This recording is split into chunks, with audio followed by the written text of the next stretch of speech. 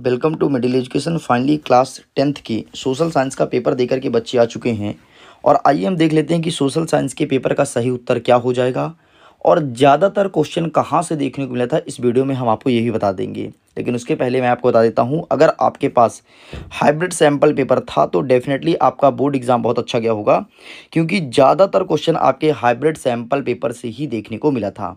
Question थोड़ी घुमा करके पूछा था, बाकी ज़्यादातर क्वेश्चन हाइब्रिड सैम्पल पेपर से लेकर आया था। तो मैं आपको बताऊंगा, मैं आपके सामने एक वीडियो लेकर के आऊँगा, मिलवाऊंगा कि देखो ये क्वेश्चन आपके हाइब्रिड सैम्पल पेपर से आया था।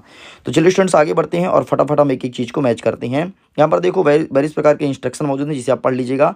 हम आगे बढ़ते हैं और एक एक प्रश्न के उत्तर को देखेंगे। सबसे पहले पहला नंबर कह रहा है कि महात्मा गांधी रोजगार ग्रामीण गारंटी अधिनियम कितने दिनों का रोजगार देता है। तो आपको यहाँ पर 100 दिन लिखना था।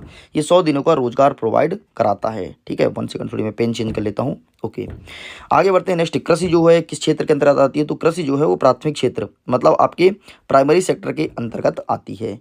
नेक्स्ट हमारा कह रहा है कि मध्य प्रदेश के एक राष्ट्रीय उद्यान का नाम बताओ। तो वर्तमान में मध्य प्रदेश में 11 राष्ट्रीय उद्यान है, कोई एक का नाम लिख दो।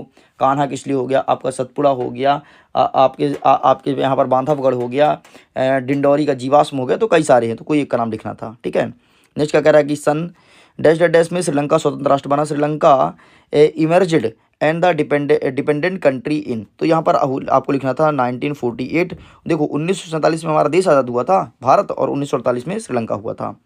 नेक्स्ट कह रहा है 5वां नंबर, डैश डैश डैश सरकार 2 या 2 से अधिक स्तरों वाली होती है, इसे कहते हैं फेडरल मतलब संघवाद। तो आपको यहाँ पर सिंपल सा संघवाद लिखना था।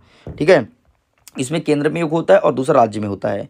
नेक्स्ट कह रहा है अफ्रीका में 1890 में रेडियल पेस्ट जो बीमारी था वो किसके लिए था। तो पशुओं के लिए बीमारी था, ये पशु पर फैला था। ठीक है, याद रखिएगा।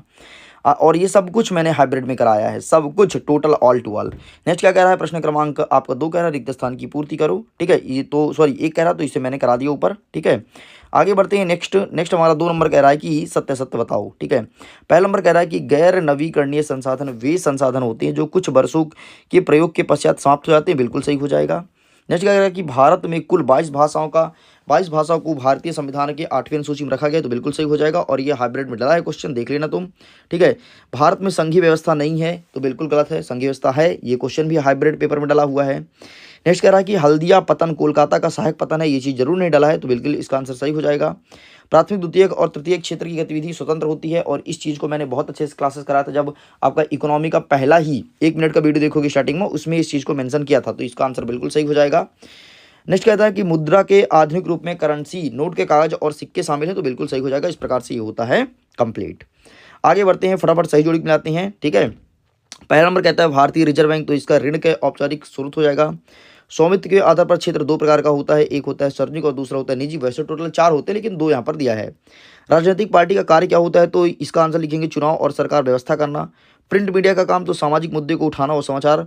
चूना पत्थर हो जाएगा सीमेंट फैक्ट्री काम आता है, और साइमन कमीशन ये हो जाएगा 1928। इस प्रकार से आपको मैच करना था।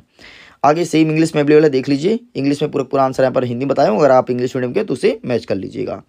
आगे बढ़ते हैं, एक वाक्य में उत्तर दीजिए, आओ इसे कवर करते हैं। पहला नंबर कहता है कि भारत में पहली कपड़ा मिल किस स्थान पर लगाई गई थी। In which place did India first cotton mill set up. मैंने आपको पहले बोला था कि सूरत में लगा था, एंड यहाँ पर आपको सूरत लिखना था। नेक्स्ट कह रहा है कि प्रथम विश्व युद्ध कब लड़ा गया था। सन पूछा है। First world war holded in which year. Hybrid में उठा के देख लेना, क्वेश्चन रखा गया है। ठीक है, तो इसका आंसर होगा 1914 से लेकर के 1918 तक। ठीक है, इस टाइम पे लगा गया था फर्स्ट वर्ल्ड वॉर। एंड अगर सेकंड पूछा होता तो ये होता 1939 से लेकर के 44 तक। ठीक, नेक्स्ट कह रहा है द्वितीय क्षेत्र के अंतर्गत क्या क्या आता है, या फिर गतिविधि का नाम लिखो। अरे भैया, हाइब्रिड में कितने बार प्रश्न दिया, 2 से 3 बार डला है ये प्रश्न। ठीक है, कि द्वितीय क्षेत्र में आता है आपका उद्योग। मैं सब मिलवा दूंगा, टेंशन मत लो, सब दिखा दूंगा।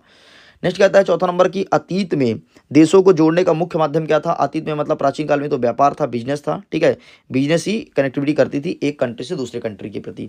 5वां नंबर कहता है किसी राष्ट्र में सरकार विरोधी समूह की हिंसक लड़ाई जो युद्ध से लगे उसे क्या कहते हैं। ए वोलेंटाइस। ठीक है, conflict between government opposing grouping with a country that because so intention. ठीक है, appearance like a war called that. तो यहाँ पर हो जाएगा आपका गृह युद्ध। ठीक है, आपको गृह युद्ध लिखना था।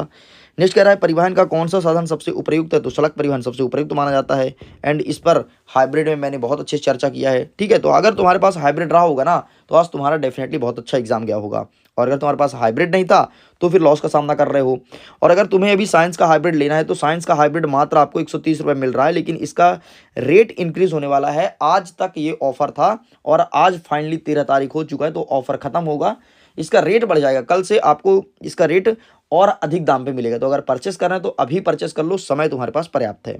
5वां नंबर कह रहा है सही विकल्प चुनकर लिखो, choose and right the correct option.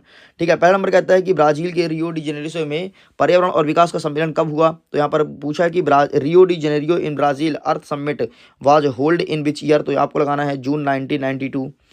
Next कह रहा है कि छोटा नागपुर क्षेत्र में मुंडा और संथाल जनजाति किस पेड़ की पूजा करती है। तो यहाँ पर आपको महुआ और कदम लगाना था। ठीक है, the Munda and Santhal tribals Chota Nagpur religion worship which tree.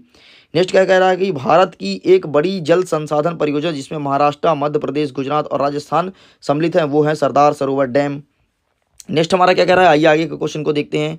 आगे कह रहा है कि भारत का मुख्य खाद्यान्न फसल क्या है। तो यहाँ पर चावल, जूट, धान और रबर। तो यहाँ पर आपको पैडी लगाना था, मतलब धान आपका मुख्य खाद्यान्न फसल है। नेक्स्ट कह रहा है कि महात्मा गांधी की प्रसिद्ध पुस्तक का नाम क्या है। तो यहाँ पर स्वराज हिंद लिखना है आपको। ठीक है, ये इनकी प्रसिद्ध पुस्तक है, देख लो, B number Hind Swaraj. Next क्या कह रहा है कि एचडीआई का अर्थ क्या होता है। तो एचडीआई का मतलब होता है ह्यूमन डेवलपमेंट इंडेक्स, अर्थात मानव विकास सूचकांक, ये आपको लगाना था। इस प्रकार सब कुछ कंप्लीट होता है। बाकी एक वीडियो आएगा जिसमें मैं बताऊंगा कि हाइब्रिड सैंपल पेपर से कितने आया था, एक बार तुम देख लेना। भरोसा हो तो हाइब्रिड को परचेस कर सकते हो, जब भरोसा ही नहीं होगा तो फिर कोई बात ही नहीं। ठीक है, तो एक बार आप वो वीडियो जरूर देखना, वीडियो जल्दी अपलोड होने वाला है। सो वीडियो को एंड करता हूँ। Thanks for watching. खुश रहिए, पढ़ते रहिए, मुस्कुराते रहिए। Bye bye.